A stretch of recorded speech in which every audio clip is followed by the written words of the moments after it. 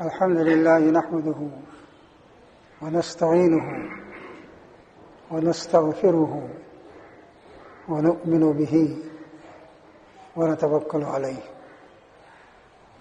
ونعوذ بالله من شرور أنفسنا ومن سيئات أعمالنا من يهده الله فلا مضل له ومن يضلل فلا هادي له ونشهد أن لا إله إلا الله وحده لا شريك له ونشهد أن سيدنا ومولانا محمدا عبده ورسوله صلى الله عليه وعلى آله وصحبه وسلم. أما بعد فإن خير الحديث كتاب الله وخير الهدي هدي محمد صلى الله عليه وسلم وشر الأمور محدثاتها وكل محدثة بدعة وكل بدعة ضلالة وكل ضلالة في النار. أعوذ بالله من الشيطان الرجيم. إن الدين عند الله الإسلام وما اختلف الذين أوتوا الكتاب إلا من بعد ما جاءهم العلم بغيا بينهم ومن يكفر بآيات الله فإن الله سريع الحساب.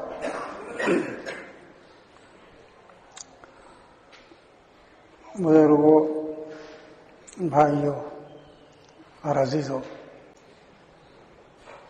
محترم خواتین، ماؤں، بہنوں اور بیٹیوں،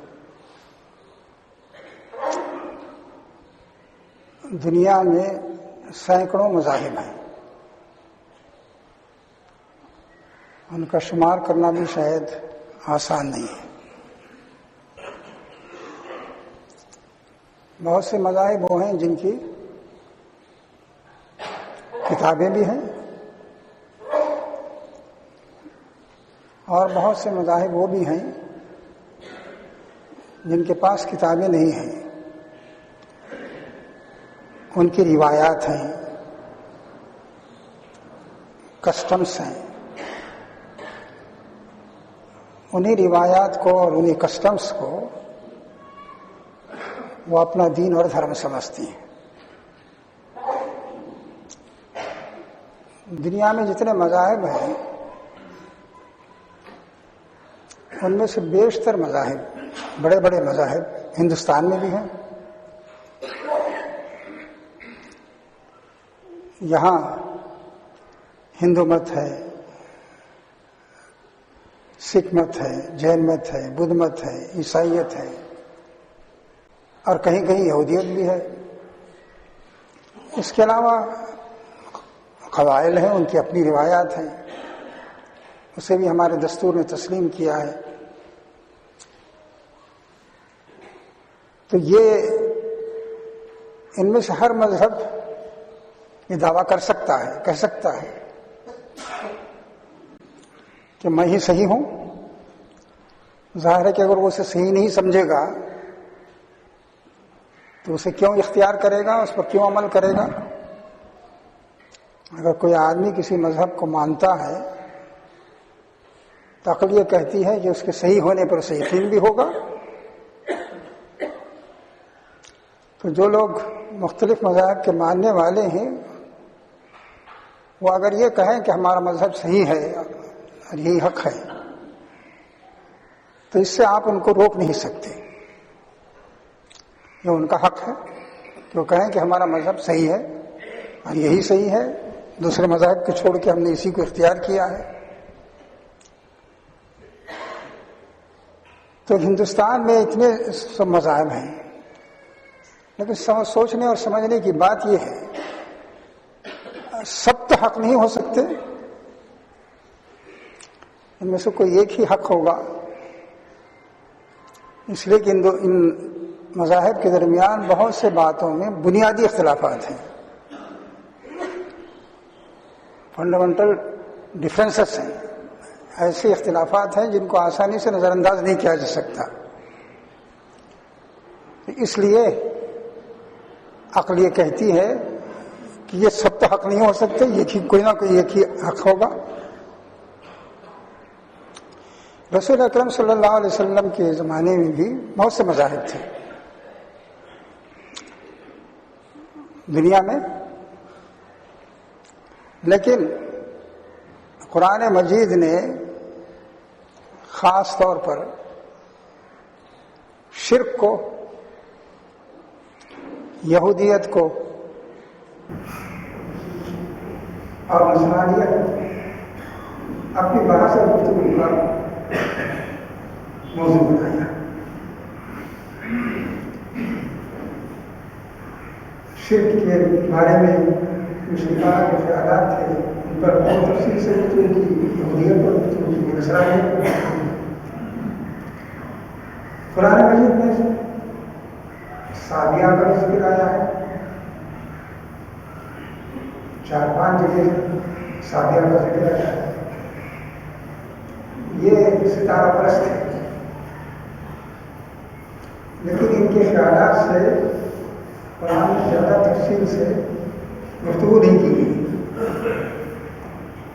البتہ شرک پر، یہودیت پر، نصرانیت پر بہت تفصیل سے گفتگو کی ہے، اور یہ بتایا ہے کہ اسلام ہی حق ہے ان کے مقابلے میں.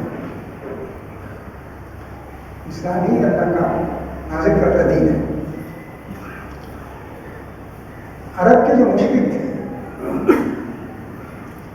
وہ اللہ تعالیٰ کا انکار نہیں کرتے تھے.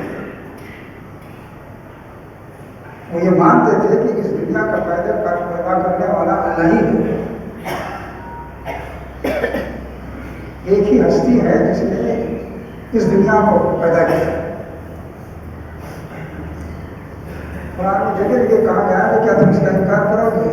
انکار نہیں کر سکتے تم کہ زمین کا پیدا کرنے والا کون ہے، اس آسمان کا پیدا کرنے والا کون ہے، اور ان سیاروں ستاروں کا پیدا کرنے والا کون ہے، تمہارا پیدا کرنے والا کون ہے؟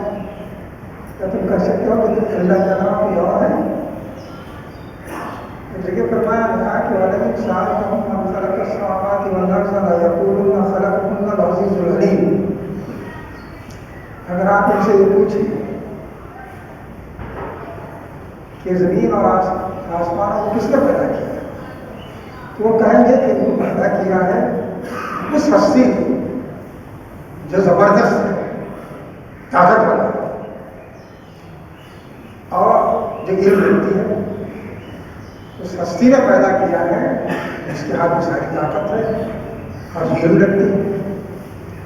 لیکن اس کے ساتھ ساتھ وہ بے شمار قرآن کی جھوٹ آپ نے بڑا بنا رکھے تھے، انہوں نے بت بنا رکھے تھے، مورتیاں بنا رکھی تھی، اور ان کی پوجا پاٹ بھی ہوتی تھی، اور مختلف قبائل کے مختلف طرح کے بت تھے، مختلف خدا بھی تھے، آپس میں ان کے اختلافات بھی تھے، ایک دوسرے کا احترام بھی نہیں کرتے تھے، تنقید بھی کرتے تھے.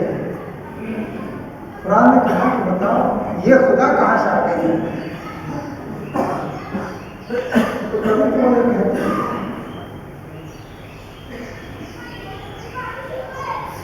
کہ یہ ان کو ہم اس لیے ان کی پرستش کرتے ہیں، ان کی پوجا کرتے ہیں، ان کے سامنے سر جھکاتے ہیں کہ یہ اصل خدا کے سامنے سفارشی ہے. ہماری کوئی بھی بات ہو، اصل خدا جو ہے اس کے ہاتھ میں طاقت ہے، ٹھیک ہے، لیکن سفارش ہماری کون کرے؟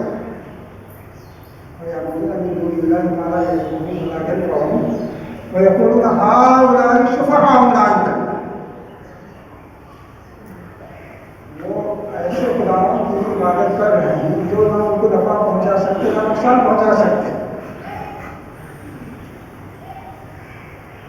اور کہتے یہ ہیں کہ یہ ہمارے سفارش ہیں. کسی بڑے آدمی کے دربار میں پہنچنے کے لیے عام آدمی کو موقع نہیں ہوتا، اجازت بھی نہیں ملتی، لیکن اگر کوئی سفارش کرنے والا ہو، کوئی پہنچانے والا ہو، تو اس کا موقع مل جاتا ہے. تو کہتے ہیں کہ یہ ہماری سفارشی ہیں، اور کبھی کہتے ہیں کہ ہم تو اس لیے عبادت کرتے ہیں، ہم تو اس لیے عبادت کرتے ہیں کہ یہ ہمیں اللہ سے قریب کرے، اس کے علاوہ کوئی اور مقصد نہیں ہے.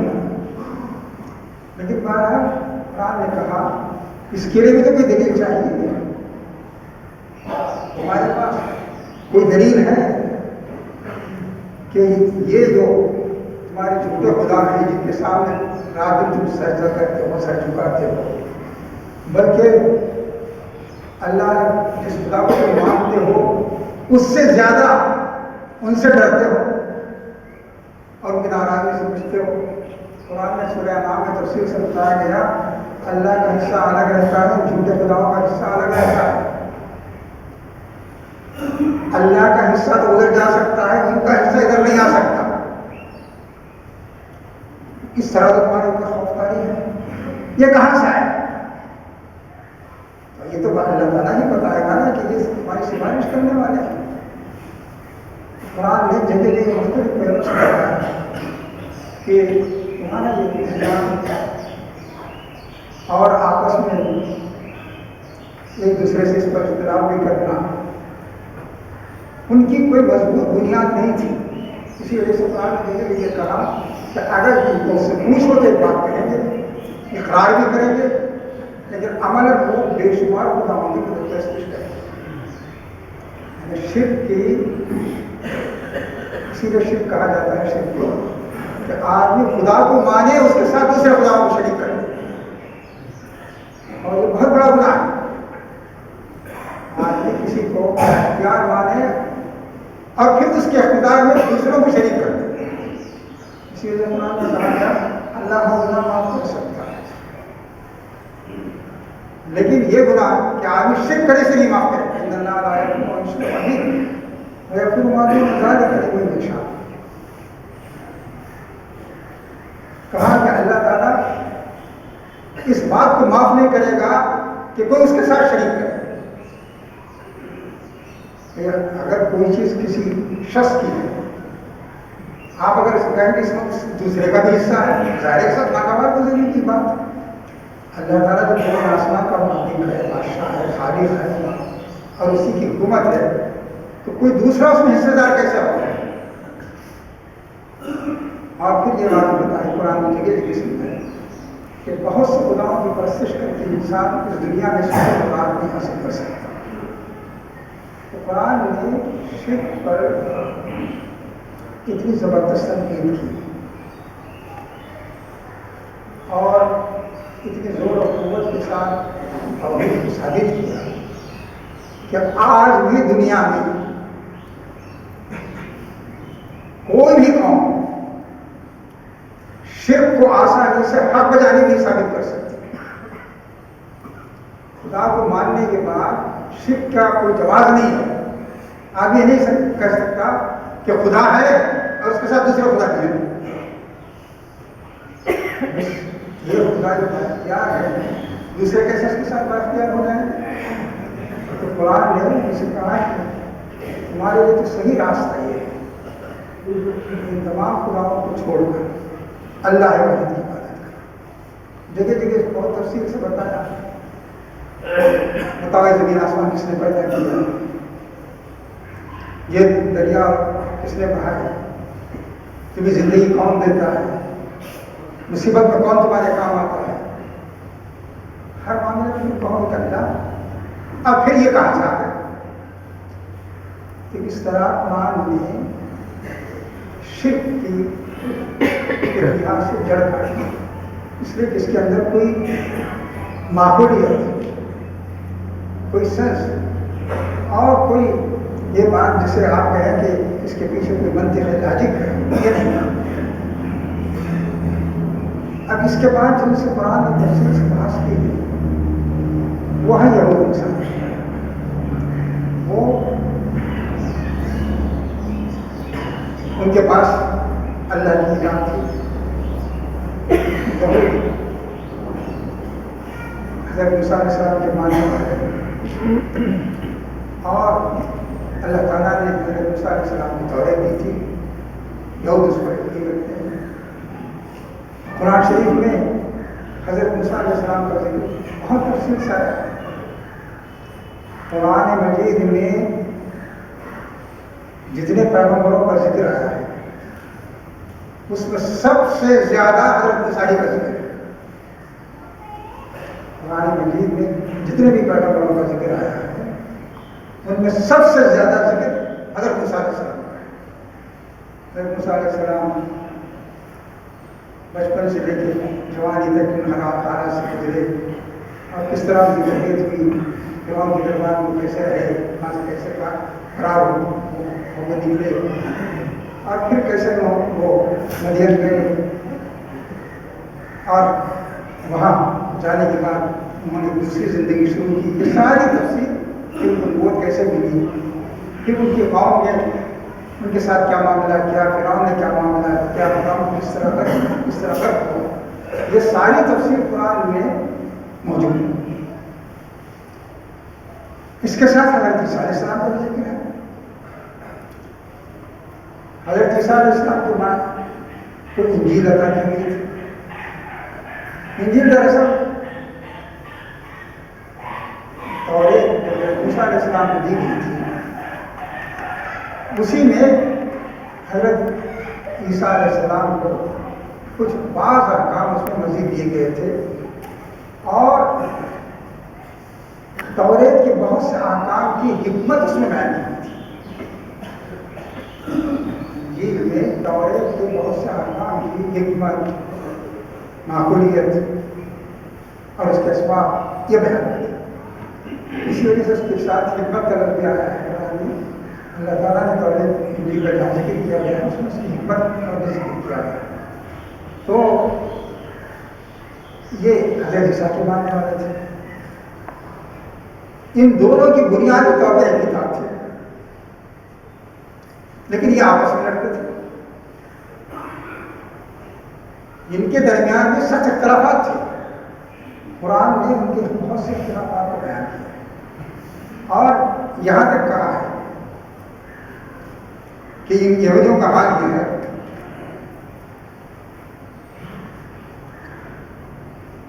کبھی تو یہ کہتے تھے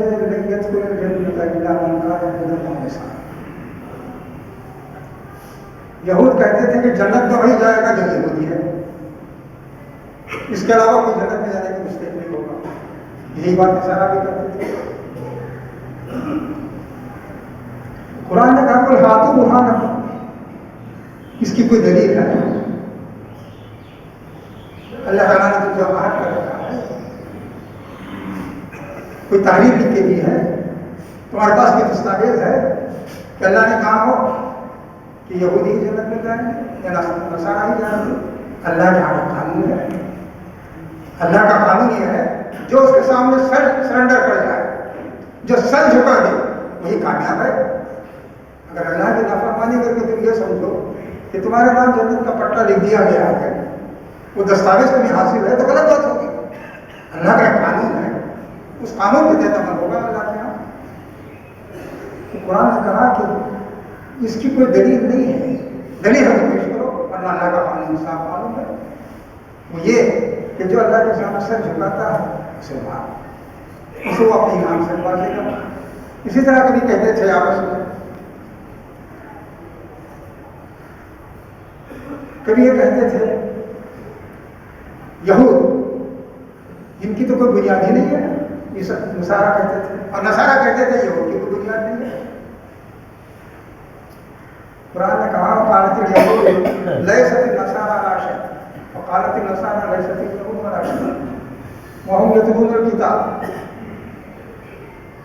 کہا کہ یہود کہتے ہیں کہ نصارہ کی تو کوئی بنیاد ہی نہیں ہے، اور نصارہ کہتے ہیں یہود کی کوئی بنیاد ہی نہیں ہے، ان کے مذہب کی کوئی بنیاد نہیں ہے، جبکہ دونوں اللہ کی کتاب پڑھ رہے ہیں، توریت پڑھ رہے ہیں، انجیل پڑھ رہے ہیں، اور توریت کو دونوں اپنا ماخذ سمجھتے ہیں۔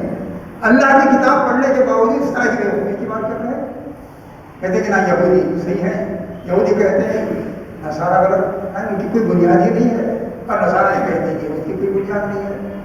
تو کہا عرب کے جاہل بھی یہی بات کہتے ہیں،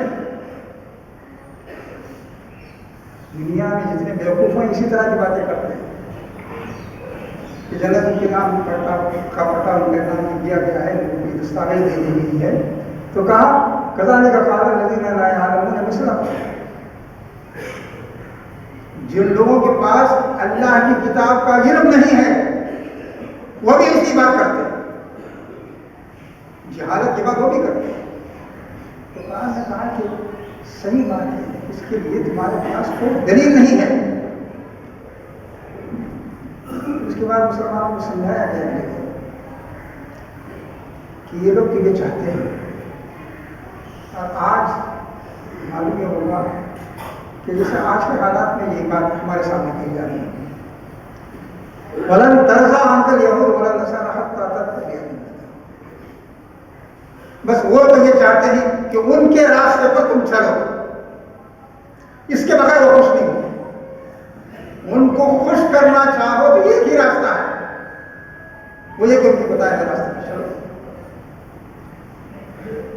ظاہر ہے کہ مذہب کا نام نہیں یا نہ نہیں. آج مغرب کیا چاہتے ہیں، دنیا کے دوسرے لوگ کیا چاہتے ہیں کہ ان کا جو طریقہ ہے اسے اختیار کر لو. بولا ہوگا میرے دوستوں اور ساتھیوں، اور ان کی دشمنی کا یہ حال تھا. کبھی کبھی وہ کہتے تھے مسلمانوں سے دشمنی کا ایک حال ہے. قرآن نے ان کی دشمنی کا حال بھی وہ تفصیل سے بیان کیا ہے. کہتے تھے کہ یہ جو کافر ہیں، مشرک ہیں عرب کے، یہ انہی ایمان والوں سے بہتر ہے. ضد میں اور دشمنی میں یہاں تک بات کرتے تھے کہ یہ ان سے بہتر ہے، وہ تو بگڑے ہوئے ہیں، راستے سے ہٹے ہوئے تو یہ جو کفر کے راستے پر چل رہے ہیں اور شرک میں مبتلا ہیں، یہ بہتر ہے ان لوگوں سے. جسے دنیا میں کہا جاتا ہے کہ صاحب اسلام سے لوگ فلاں ہر مذہب بہتر ہے، اسی طرح کی بات وہ بھی کہتے تھے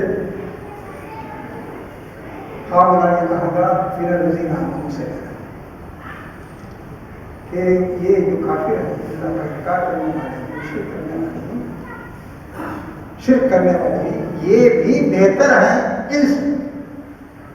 میرے دوستوں ساتھیوں، ان حالات میں اسلام نے اعلان کیا دین تو صرف اسلام ہے.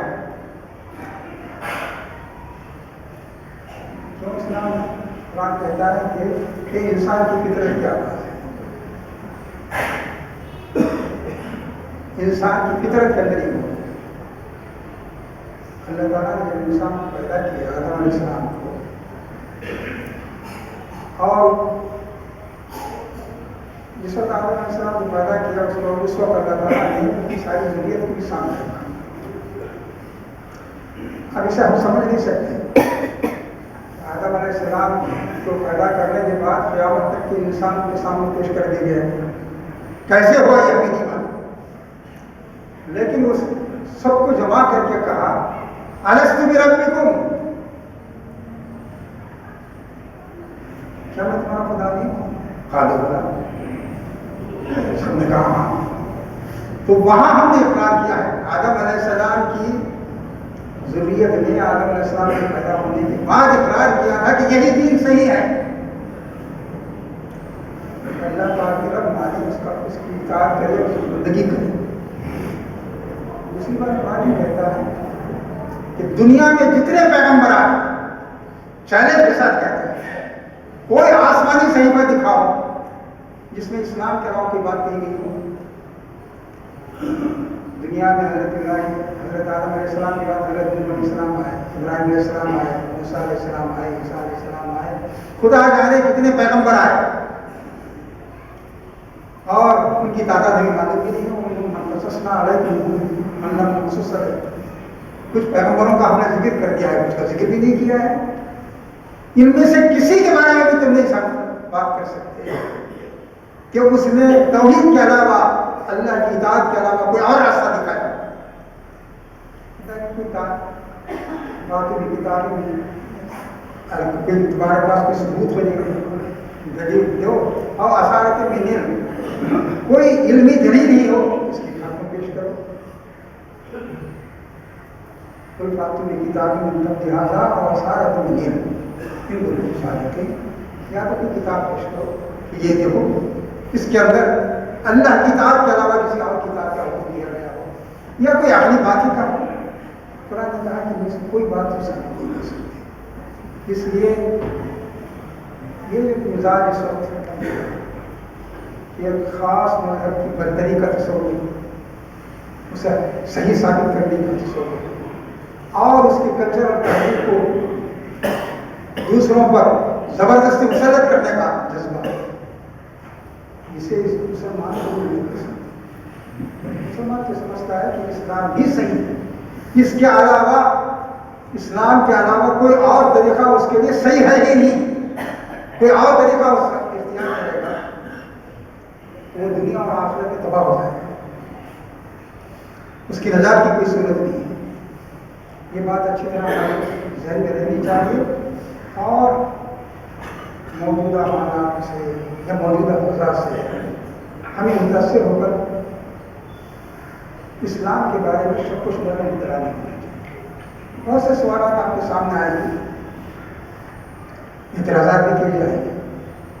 آپ کی ذمہ داری یہ ہے کہ ان سوالات کو اعتراضات کو آپ سنیں گی، سمجھیں گی اور اس کے بارے میں اسلام کا نقطہ نظر کیا ہے، وہ کیا بات کہتا ہے، اس کا ہمیں کیا دلائل دیتا ہے، اس سے بھی واقف ہونا ضروری ہے. ظاہر ہے کہ اس وقت ہمارے سامنے جو لوگ ہیں وہ اس علاقے کے وہ لوگ ہیں جو علم کی دنیا سے تعلق رکھتے ہیں. ان کے سامنے اس طرح کے سوالات آتے ہوں گے اور آئیں گے، آئندہ بھی آئیں گے.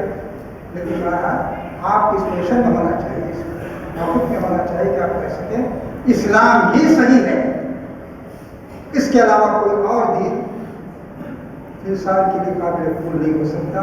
اور اسی میں دنیا کی کامیابی بھی ہے اور اسی میں اللہ تعالیٰ نے آخرت کی نجات بھی رکھی ہے. اللہ تعالیٰ سے دعا ہے کہ باتیں ایسی اسے میں بھی یاد رکھوں، آپ بھی یاد رکھیں اور ان کا مزید میں بھی وقت کروں، آپ کے وقت کریں اور سب اس سے فائدہ اٹھائیں. بارک اللہ بارک صلی اللہ تعالیٰ علیہ وسلم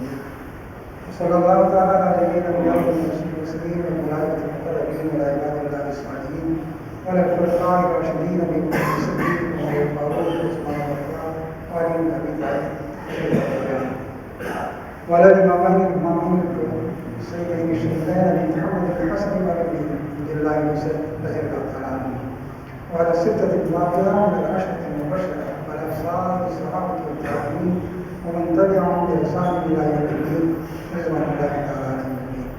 اللهم انصر من نصر دين محمد صلى الله عليه وسلم واجعلنا منه، واخذل من خذل دين محمد صلى الله عليه وسلم ولا تجعلنا منه. عباد الله رحمكم الله، إن الله يأمر بالعدل والإحسان وإيتاء ذي القربى وينهى عن الفحشاء والمنكر والبغي يعظكم لعلكم تذكرون. اذكروا الله يذكركم وادعوه يستجب لكم ولذكر الله تعالى